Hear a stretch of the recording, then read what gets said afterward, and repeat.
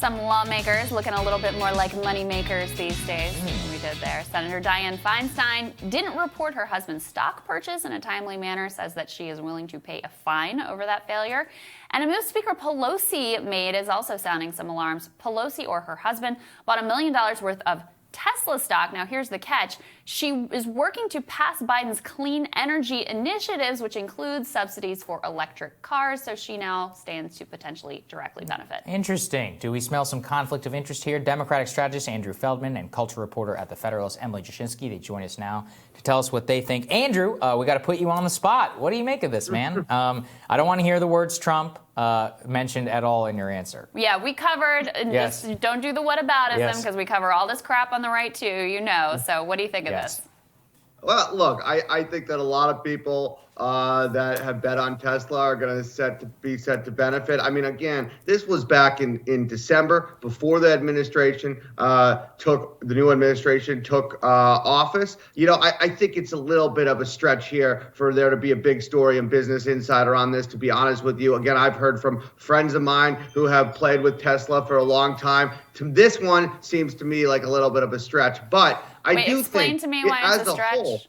Why is it a stretch? As a whole, I do think that we need to look at, there really needs to be ethics reform here. I do think across the board, we should examine whether, while members of Congress are in office, if they should be able to be purchasing stocks at all. Yeah, I don't think we should examine it. I think we should ban it. And you might think that the Speaker of the House, as one perfect example, Andrew, might be in a position to move the ball forward on that. Look, it's not like she didn't have any visibility into what the Biden administration's plans would look like. So even if it's technically legal, probably, isn't this a bad look when you've spent years now at this point rightly going after the ethical lapses and corruption on the Trump side? Well, I know you didn't want me to mention Trump, but again, I think this is different than what some of the other folks we saw from Republican senators, Kelly Loeffler, David Perdue, doing in the Trump administration, right? Selling off stock, keeping things from their constituents and dumping stock. That's a lot different than what's going on here. Again, I know a lot of folks that purchased Tesla in December. So again, I think a lot of folks aren't Speaker of the House, Andrew. A lot of folks purchased Tesla. A lot of folks aren't Speaker of the House. Let me get Emily in here. Yeah. What do you make of all of this, Emily?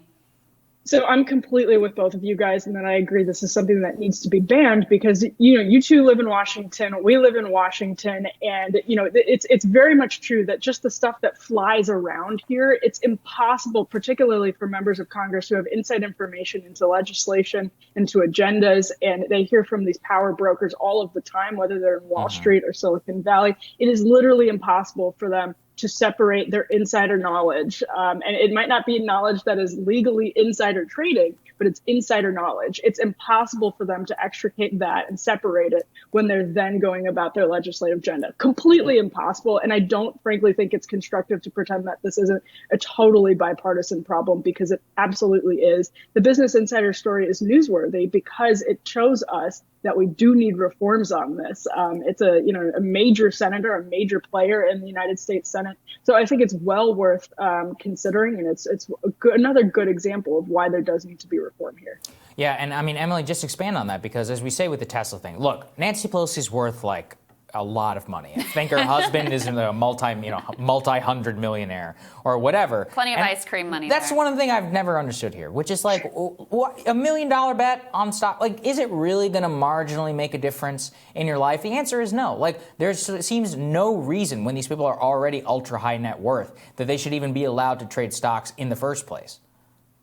Well, and a question that a lot of people around the country ask is a question that I had, before I lived here in Washington. It's like, how do these members of Congress enrich their personal bank accounts so much over the course of their time in Washington, D.C.? Some of them come in legitimately with just sort of average net worths. How do they do it? This is very clearly one of the answers to that question. Yeah, absolutely. I mean, Andrew, do you think that there's any real desire on the Democratic side of the aisle to put, Democrats in control of the House and the Senate? They can move this legislation if they wanted to ban stock purchases and activity while they're in office. Do you think that there's momentum behind that? Look, I think we need to see if there can be momentum on any legislation right now. To be honest with you, you're looking at a 50-50 Senate and some conservative members, right? I do think that this needs to be part of ethics and democracy reform, right? These were things that we talked about and should be considered when we reintroduce, and I believe that it may have already been reintroduced, but HR 1, which was the big piece of democracy and ethics legislation put forward last Congress. This is something that they should absolutely look at being added in there. But I got to be honest with you, this is not something that we need to do stuff right now that affects the well-being of the American people. Relief, COVID relief, economic relief. And, that's what I really think we need to be focused on. That we need to get money into the bottom lines of Americans. And I think this is an issue. I don't disagree with you. But again, I don't think it's something right away that could impact American people. Yeah, I mean, look, there's no disagreement on the need for relief, but I think they're not necessarily mutually exclusive. Okay, guys, great discussion. Stick with us. More Team Rising right after this.